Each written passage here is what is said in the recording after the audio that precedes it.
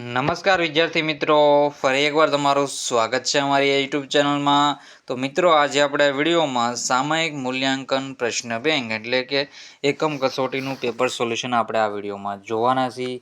ચેનલમાં નવા હોય તો ચેનલને સબસ્ક્રાઈબ કરવાનું ભૂલતા નહીં ને બેલ આઇકન પણ દબાવી દેજો. તો મિત્રો, આપણે આ વિડીયોમાં ધોરણ 8નું આપણે જોઈએ તો વિષય વિજ્ઞાનનું એકમ કસોટી પેપર સોલ્યુશન જોવાના છીએ. તેમાં આપણે જોઈએ તો તારીખ કેટલી રહેશે 1/3/2025, સમય આપણો 8 ને 9 છે, પ્રકરણ છે 7 થી 12, કુલ ગુણ રહેશે 25 ગુણનું પેપર રહેવાનું છે. તો સાહિત્ય તમારે પૂરેપૂરું પેપર સોલ્યુશન જોવાનું રહેશે. ચેનલમાં નવા હો તો ચેનલને સબસ્ક્રાઈબ કરવાનું ભૂલતા નહીં. પદાર્થ અને સજીવને તેમના ગુણધર્મો, રચના અને કાર્યના આધારે જુદા પાડે છે.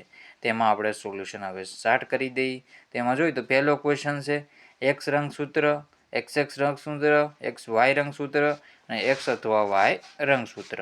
તો એમાં તમારે જોડકા જોડવાના રહેશે. તો આપણે સાહિત્ય જોડી દઈએ. તો X રંગસૂત્ર, તો X રંગસૂત્રની સામે કયું આવશે? અંડકોશ આપણે કહી શકીએ. શું આવશે? અંડકોશ.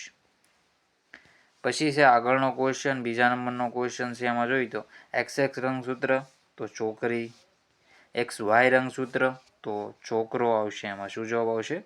છોકરો. અને લાસ્ટ છે એક્સ અને અથવા Y તો એમાં આવશે શુક્રકોશ. તો આવી રીતે તમારે જવાબ સાહિત્ય ટીક કરી લેવાના રહેશે. બસ સાહિત્ય જવાબ જોઈ લો. X રંગસૂત્ર અંડકોશ છે, XX રંગસૂત્ર છોકરીમાં આવશે, XY રંગસૂત્ર તો છોકરો અને X અથવા Y રંગસૂત્ર તો શુક્રકોશ જવાબ આવશે.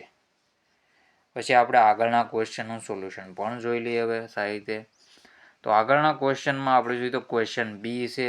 એમાં આમાં આપેલું છે વીણા, બીમાં બીજા નંબરનું છે શરણાઈ, ત્રીજા નંબરનું છે ઢોલક અને ચોથા નંબરનું છે મંદિરમાં વપરાતો ઘંટ. તેમાં આપણો જવાબ આવશે. શું આવશે? તો પહેલા વીણા, તો તણાયેલી દોરી અને તાર. તો વીણામાં આવી રીતે ઉપયોગ થતો હોય છે. તણાયેલી દોરી હોય છે અને તાર હોય છે એ વીણામાં ઉપયોગ થાય છે. તો જવાબ આવશે તણાયેલી દોરી અને તારી વીણા. પછી શરણાઈ, તો હવાનો સ્તંભ. આમાં કંઈક થોડીક મિસ્ટેક છે મિત્રો. હવાનો સ્તંભ આવશે એ આવશે હવાનો સ્તંભ, તો શરણાઈ. ઢોલક, તો ખેંચાયેલી ત્વચા. ઢોલકમાં આવશે ખેંચાયેલી ત્વચા. ઢોલક કેવો હોય છે? જો આવી રીતે એક બાજુ ગોળ હોય છે. આપણે ઢોલક ઉપરથી એવું બનાવી નાખીએ, બીજી બાજુ આવી રીતે ગોળ હોય. પછી અહીંથી આવી રીતે આપણે આવી રીતે કરી નાખીએ. અહીંથી આવી રીતે લાંબુ સરખી રીતે આપણે દોરીએ. હાલો, આવી રીતે આમ કરીને પછી આમ હોય છે અને આમ હોય છે. આમ કરીને આમ, તો ઢોલ હોય છે આવી રીતે. 3Dમાં આપણે દોરી તો આવી રીતે અહીંયા ઢોલ હોય છે. આવી રીતે ડિઝાઇનિંગ હોય છે. અહીંયા ડિઝાઇનિંગ હોય છે. તો ઢોલ આવી રીતે થશે. પછી છે મંદિરમાં વપરાતો ઘંટ. તેમાં આપણો જવાબ રહેશે શું જવાબ રહેશે? ઘંટડીની બહારનો પતરા જેવો ભાગ. તો એ ઘંટડી એવી રીતે તમારો જવાબ એમાં રહેશે. સાહિત્ય તમારે આવી રીતે જોડી લેવાનું રહેશે. આગળના ક્વેશ્ચન સાહિત્ય હવે આપણે જોઈ લઈએ.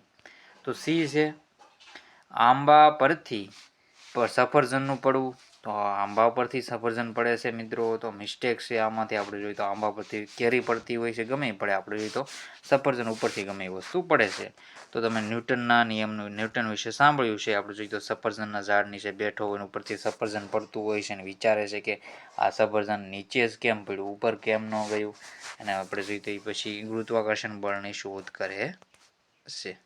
ગ્રેવિટીની શોધ કરતો હોય છે. તો જવાબ આવશે ગુરુત્વાકર્ષણ બળ. ડોલ ઉચકવી, તો ડોલ ઉચકવી તો સ્નાયુમાં બળ છે મિત્રો. તો એમાં જવાબ આવશે સ્નાયુ બળ. તો શું જવાબ આવશે? ડોલ ઉચકવી, તો એમાં જવાબ આવશે સ્નાયુ બળ. પછી છે હોકાયંત્રની સોય પર લાગતું બળ. તો હોકાયંત્રની સોય પર લાગતું બળ છે. જવાબ આવશે ચુંબકીય બળ. શું જવાબ આવશે? એમાં ચુંબકીય બળ જવાબ આવશે. અને લાસ્ટ છે ખરબચડા રસ્તા પર સાયકલ ધીમી થઈ જવી. તો એ ઘર્ષણ લાગતું હોય છે. જવાબ આવશે ઘર્ષણ બળ. તો જવાબ જોઈ લો. આંબા પરથી સફરજનનું પડવું તો ગુરુત્વાકર્ષણ બળ, ડોલ ઉચકવી તો સ્નાયુ બળ, હોકાયંત્રની સોય પર લાગતું બળ તો ચુંબકીય બળ, ખરબચડા રસ્તા પર સાયકલ ધીમી થઈ જવી તો ઘર્ષણ બળ. એમાં આપણો જવાબ રહેશે. તો સાહિત્ય તમારે આવી રીતે પોસ્ટ કરીને જવાબ ટીક કરી લેવાના રહેશે. આગળના ક્વેશ્ચન ત્રણે આપણે જોડકાવાળા જોઈ લીધા. માગ્યા મુજબ જ કરો ગમે તે એક. શ્રાવ્ય અને અશ્રાવ્ય ધ્વનિ વચ્ચેનો ભેદ સ્પષ્ટ કરો.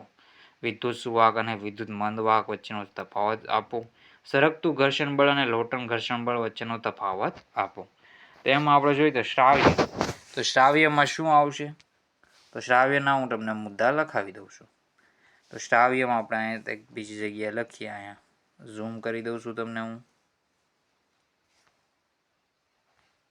તેમાં આપણે જોઈએ તો શ્રાવ્ય, એક બાજુ આપણે રાખશું અશ્રાવ્ય.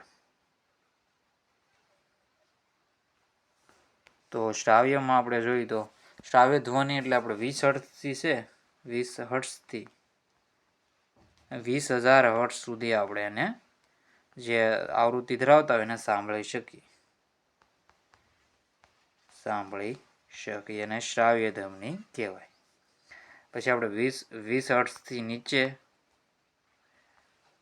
અને 20,000 હર્ટ્ઝથી ઉપર નું આપણે સાંભળી શકતા નથી. તેને આપણે જોઈએ અશ્રાવ્ય ધ્વનિ કહેવાય છે. જે કૂતરો છે મિત્રો 20,000 હર્ટ્ઝ ઉપરથી આપણે સાંભળી શકતા હોય છે, તો એ કહેવામાં આવે છે આપણે જો 20,000 હર્ટ્ઝથી નીચે હોય તો આપણે જોઈએ તો એ સાંભળી શકે. એમાં કોણ આવે?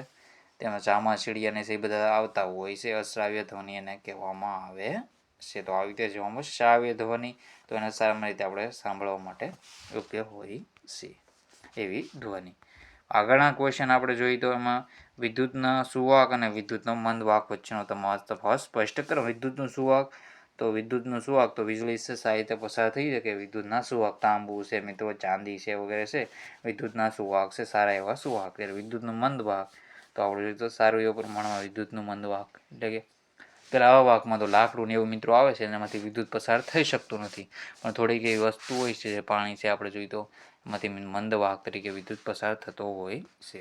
સરકતું ઘર્ષણ બળ અને લોટણ ઘર્ષણ બળ તો આપણે ગમે તે સરકાવતા હોય છે તો એ સરકતું ઘર્ષણ બળ. લોટણ ઘર્ષણ બળમાં જ્યારે એક વસ્તુ કોઈ બીજી વસ્તુની સપાટી પર ગબડે ત્યારે તેની ગતિને અવરોધતા આપણે જોઈએ તો શું અવરોધતા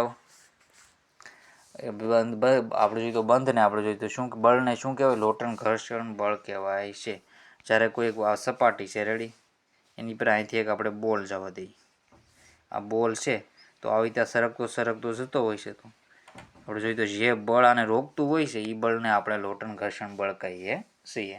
તો સરકતું ઘર્ષણ બળ કરતાં આપણે જોઈએ તો ઓછું હોય છે, અને બોલ બેરિંગમાં છે એ લોટણ ઘર્ષણ બળ ઉપયોગ થાય છે. જે બોલ અને બેરિંગમાં છે આપણે ગ્રીસ લગાડતા હોય છે એમાં આપણે જોઈએ તો લોટણ ઘર્ષણ બળનો ઉપયોગ થતો હોય છે. તે રીતે તમે લખી શકો. પછી આગળના ક્વેશ્ચનો છે મિત્રો, કિશોરાવસ્થામાં વ્યક્તિગત સ્વચ્છતા જાળવવા તમે શું કરશો? તો એમાં આપણો જવાબ રહેશે કિશોરાવસ્થામાં આપણે વ્યક્તિગત સ્વચ્છતા જાળવવા માટે આપણે શું જોઈએ? સમતુલિત આહાર મેળવવો જરૂરી છે. શું સમતુલિત આહાર જરૂરિયાત પ્રમાણે લેવો જોઈએ અને પર્યાપ્ત શારીરિક કસરત પણ કરવી જોઈએ. તેમાં આપણો આ જવાબ રહેશે. તો સાહિત્ય તમારા જવાબ સાહિત્ય ટીક કરી લેવાના રહેશે. બાકી છે ગાજવીજ સાથેના વાવાઝોડા દરમિયાન તમે શું કરશો? આ તમારા બાકીના ક્વેશ્ચન કરવાના રહેશે. સમય રહેશે તો આપણે પાર્ટ 2માં આપણે તમને આ ક્વેશ્ચનના આન્સર હું તમને કરાવી દઈ. તો પાર્ટ 2 માટે ચેનલને તમારે સબસ્ક્રાઈબ કરી લેવાની રહેશે. મિત્રો વિડીયોને એન્ડ કરીએ છીએ. જય હિન્દ, જય ભારત.